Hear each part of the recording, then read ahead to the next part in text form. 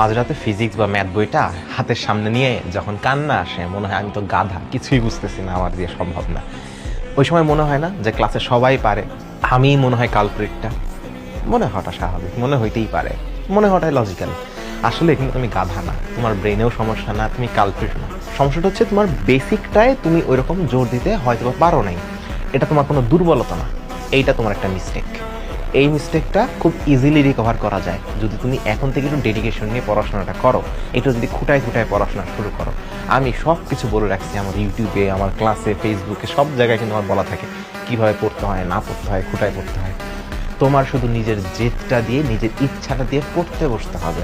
আমি এইটুকু বিশ্বাস করি, তুমি যদি আজকে থেকে, এখন থেকে, কালকে থেকে না, পরের সপ্তাহ থেকে না, কোনো কিছু না, কোনো ফিউচার টেন্স আসবে না এখান থেকে, আজকে থেকে প্রেজেন্ট টেন্সে কথা বলো।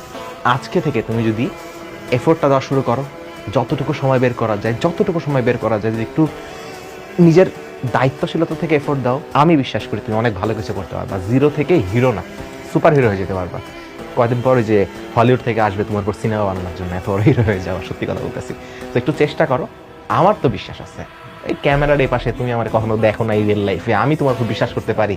তুমি জন্ম থেকে, ছোটবেলা থেকে নিজের সাথে বড় হচ্ছ, তুমি নিজের উপর বিশ্বাস করতে পারবা না? মস্করা করো, বিশ্বাস রাখো, ভালো কিছুই করবা। এটা তো আমি চোখের সামনে দেখতে পাচ্ছি। আচ্ছা,